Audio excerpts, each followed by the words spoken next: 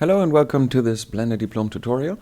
My name is Frederik Steinmetz and today I'd like to look at some math with you. Now the idea is that we just Google or look at Wikipedia for any formula that describes a body in 3D and then use the animation nodes in order to build it. So for example, if I crank up the iterations right here, you can see building what's called a trefoil knot. This is a three-dimensional structure which is described fairly well, and it's pretty much the most simple one I've found. So I decided, as the first part of this series, I'm going to use this formula. All you need to do to find it is go to wikipedia.com and type it in. I have already written down the formula for us, so we don't have to Alt-tab back and forth between Blender and Wikipedia.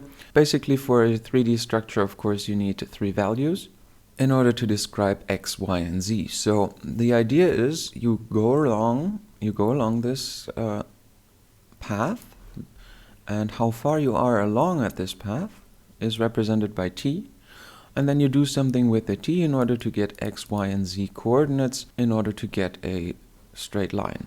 I mean a continuous line. Okay, so this is the formula. Doesn't look too bad, but we have to translate that to animation nodes. And in order to do so, I'm going to unlink this data block and start completely from scratch. So as I said, we have a T, and the T is being transformed to form X, Y, and Z. So the first thing I want to do is insert a float, which is going to be our T. So I'll just label this T. You can see here the little name tag, it's now T. So let's start with the X.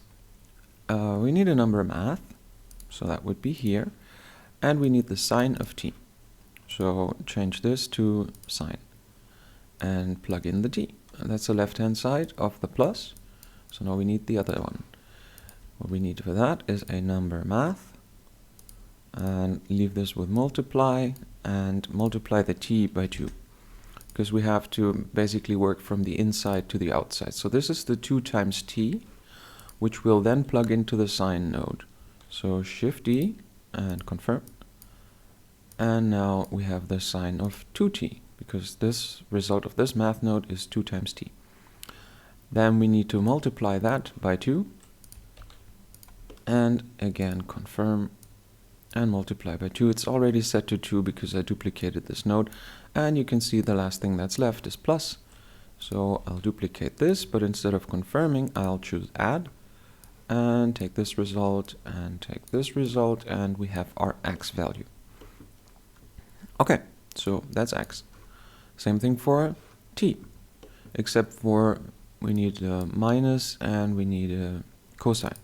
So I could duplicate the entire tree and then change the nodes, but that's, I don't know, that's a little risky because it's very prone to errors. So I'm just going to redo the tree, and also maybe it's even a good experience or helping you learn or whatever. Anyways, let's change this to cosine and get the T. Again, that's the left-hand side of the minus this time, and again multiply by 2. If we hold Control Shift D, you can duplicate the node including the connection. You can try this at home, but unfortunately my screen recording software doesn't let me do that. It is some sort of shortcut, so all I can do is reconnect it, which in this case doesn't really matter. Okay, again multiply by 2, and we need another cosine node. Again confirm. If you're wondering why you have to confirm once you duplicate a node, first of all, you don't. And second, this is just a really quick shortcut to the 4 basic math operators: add, subtract, multiply, divide. This is just a very quick shortcut in order to, let's say you want to multiply the node, and then this time you don't need multiply, but you need subtract, and you can just click it instead of dropping down here. You also don't have to confirm it, so yeah, it's a feature that you can use but don't have to, so it for sure is helpful. Okay, because even if you don't like it, you just skip it. Okay, this one again, Shift D, duplicate and add this. And now I talked too much about math nodes, so let's double check what we did. we need to start from the inside, so 2 times t, which is correct, cosine of 2 times t, which again is correct, and multiply by 2, which is this. Again, we're correct, and the subtract node has already been created while I explained, and that should be our y. Okay, perfect. So one last thing, which is the z. Again, start from the inside out. Control-Shift-D to duplicate that one, which I can't do, but it would be faster. Actually, let's not auto-execute at the moment because we're building our tree and we're not even halfway done. So no need to have this number popping up, and no need for our computer to do all the calculations each frame, or each time it can. Okay, again, this is a multiply node, but we need to multiply by 3 this time, and I'm gonna grab a sine node from up here, confirm, and plug in this. And the last thing we need to do is negate this, if that's a word. And again, plug this in, confirm, and type in -1. So that should be it. That should be XYZ, because we're keeping things neat and tidy. Let's label these. I used B to box select them, then pressed Ctrl J, and that makes a frame. I can label the frame, make it X, and I can increase the label size so we can see it. Okay, so next thing, press A twice, really fast, and then B, mark those, Ctrl J, label size up, and name it Y.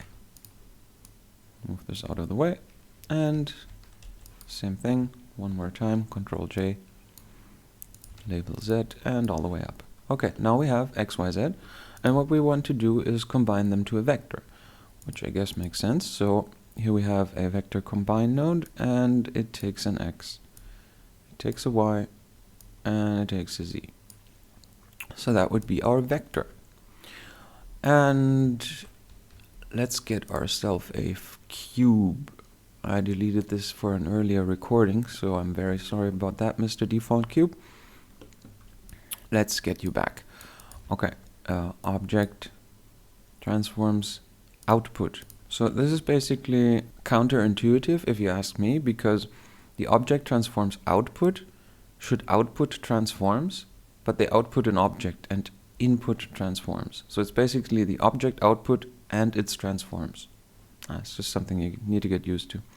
Okay, this node has 2 eyedroppers. One is selecting the active object, which is what I just done, because you know this cube is outlined orange. I can also use this eyedropper, but I have to go into the scene and then select my cube. And of course I can also use the drop down, but let's not go nuts. And I have to activate XYZ in order to influence the location of the cube. And that is because, let's say you have one calculation like this here, which calculates the position, and you have a completely different setup to calculate the rotation. Then you would have to use the same transforms output, and then maybe you connect it from over here, and the scale comes from that way. So this way you can easily split scale, rotation, and location without the nodes interfering each other. So if I want to, for example, influence X and Y here and calculate the Z somewhere else, then I could just leave this open and plug the Z in at some other time. I am digressing. Okay, let's have this cube being influenced by our result here. I'm going to go into edit mode and make it smaller so you can see it better. And if I actually execute this, so auto execution, and then change a value, you can see we didn't do anything wrong. The cube is moving along the trefoil node. And you can see it starts over. Once we get to 6.2, it starts over because 6.28 is 2 pi. And when you're using cosine and sine, every time you reach 2 pi, you start over because cosine 0 is the same as cosine 2 pi. So why 2 pi? Well, maybe you remember math back from school where the circumference of a circle is 2 times the radius times pi. And in radians, which all the nodes here calculate, they calculate in radians, the radius is always 1. So exactly after 2 pi, we're back at the beginning. And so this is a loop. So we could animate this value indefinitely, and the cube would just go around and around. Okay, on to the next step. We need to make a path from this. Well, we don't need to, but I want to. So let's make a path from this. This path I created earlier is actually a Bezier curve. Go into edit mode, you can see exactly that. Bezier curve with handles and so on. So we need a way to not use just one vector, but collect all the vectors for all the different t's in range 0 to 2 pi. So in order to do that, I'm going to use a loop, and I'm going to press Shift A, and I'm going to use a subprogram loop. There are already 2 loops here, because I already recorded this once.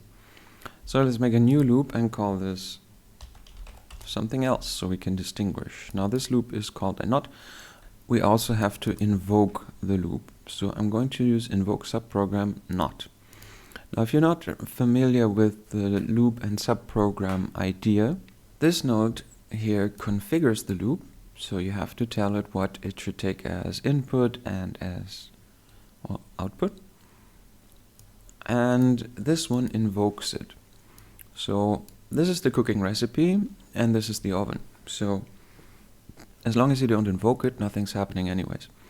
But before we invoke it, let's, we don't need this at the moment, let's configure it first. So right now, if I invoke the subprogram, automatically it has the iteration as input. Iterations is how often the loop gets executed. So right now it doesn't do anything, even if there was a really complicated subprogram behind the loop. This wouldn't do anything because it gets iterated exactly 0 times. So we're actually going to use the iterations as the only iterator.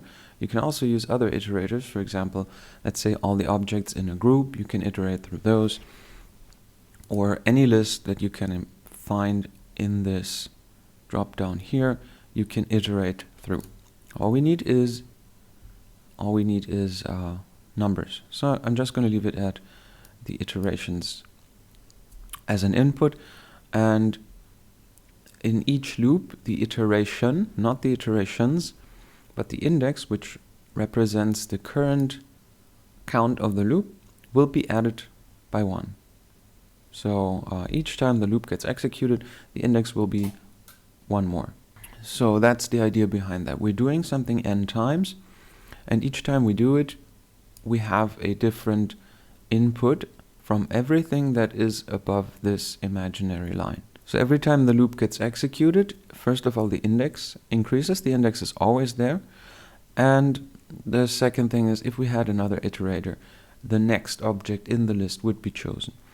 So as I said, I only want to use the index, but the index is a whole number because it's counting something, and you can't count half. So index is 0, 2, 3, 1, and as we established earlier, at 6.28 this thing repeats itself. So we would have 6 steps for the entire trefoil knot. By steps I mean Bezier points.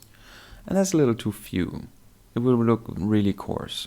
So the easiest thing I can do is actually just divide each iteration by a number.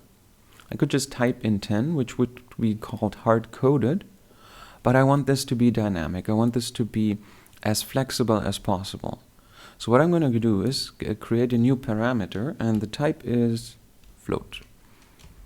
Float means a number with a comma. So 0.5, of course 5 is a float as well, because it could be represented by 5.0. Okay.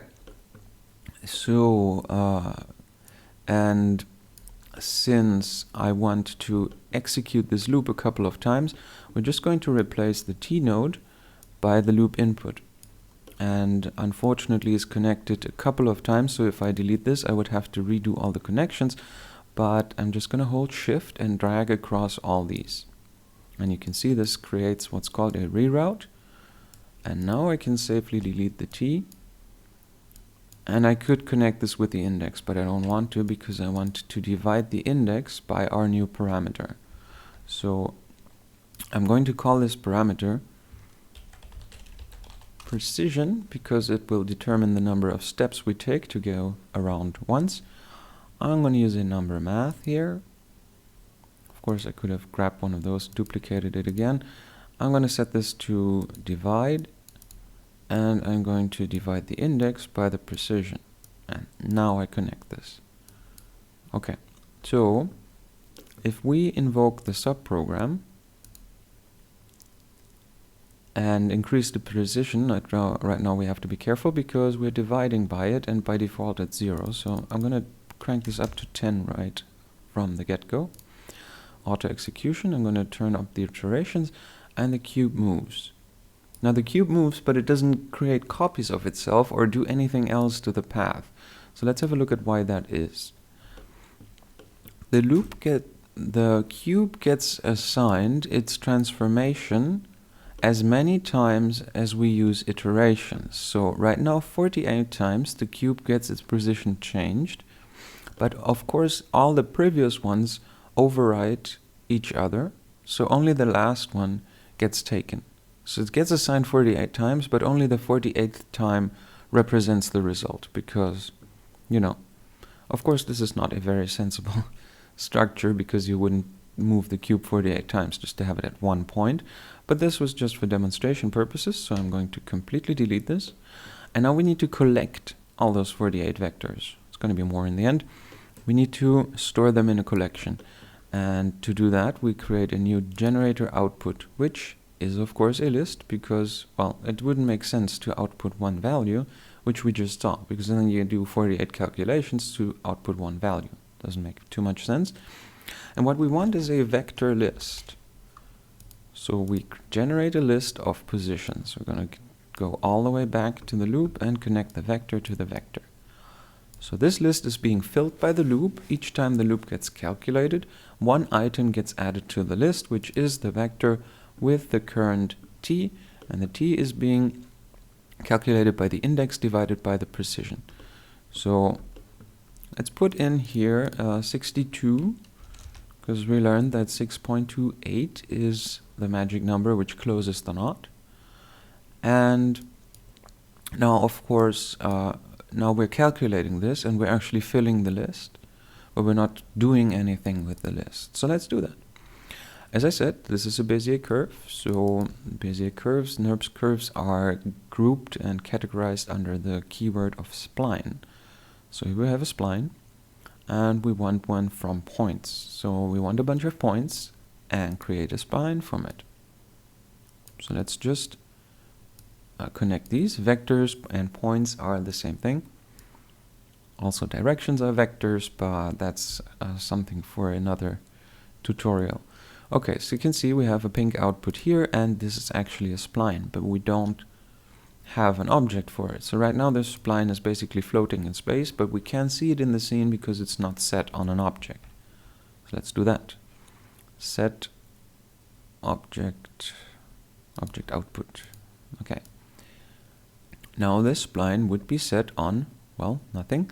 So let's just use this eyedropper to fill in my Bezier curve here. Still nothing happens. And that is because you can see the question mark here. You can see in the node properties, if you don't have this window, you can press N, toggle it. Okay. You can see that if I click on this one, there's actually quite a bunch of options, but they all don't do anything. And that is because maybe you want to influence some of the points from your T menu or your properties menu. So you, instead of pre-activating them, you just have to click one more button, which would be this. So these little dots here, they are the enable buttons. They're basically like checkboxes, and you can see something happened. It just jumped. Okay, so perfect. This is almost closed. Okay, because we are at 62.8, so in theory 63 should close it, but we're still one away. But if we go over 63, then you can see there's an overlap here. And I don't want that. So I'm going to keep this duration at 63. And then I'll just toggle cyclic. Okay.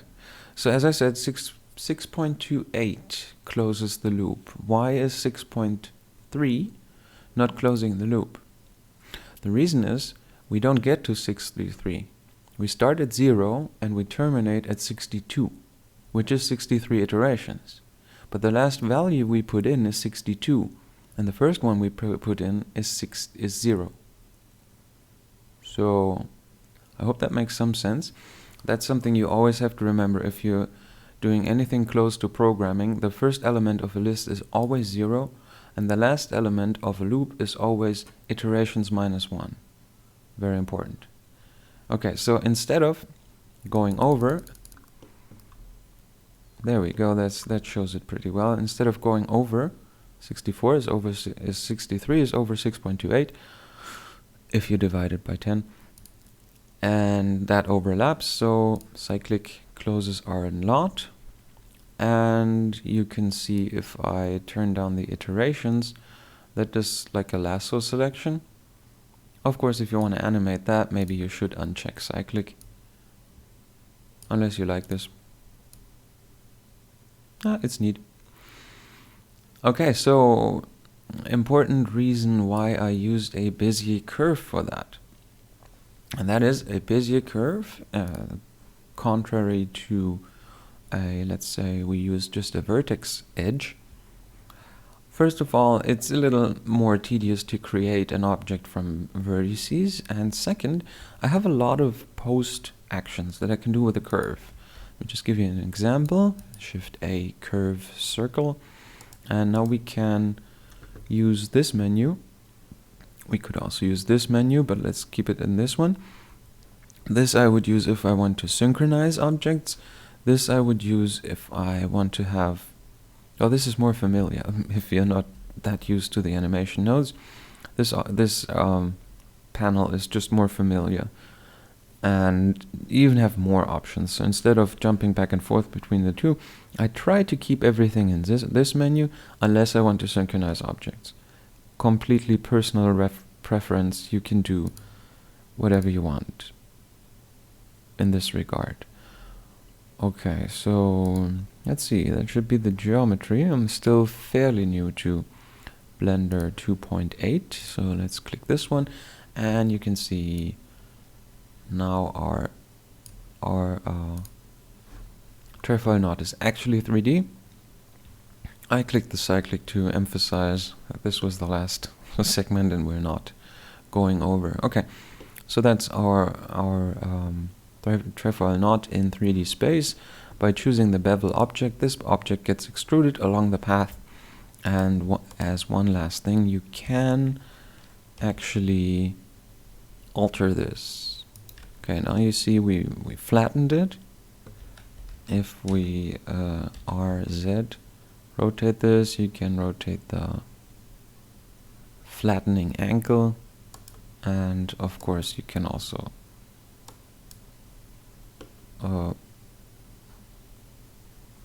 yeah, I don't know the geometry words in English that well, so in German that would be making it more belly-y, like giving it a belly.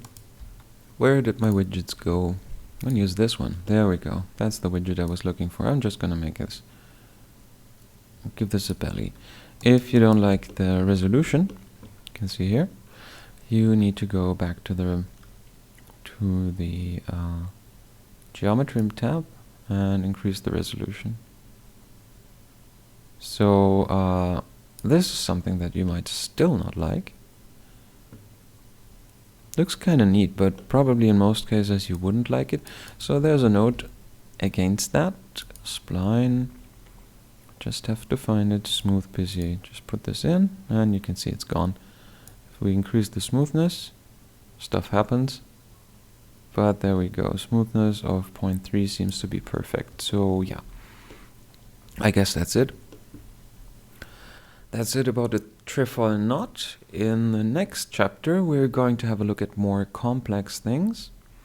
Thank you so much for watching, and as always, please do try this at home.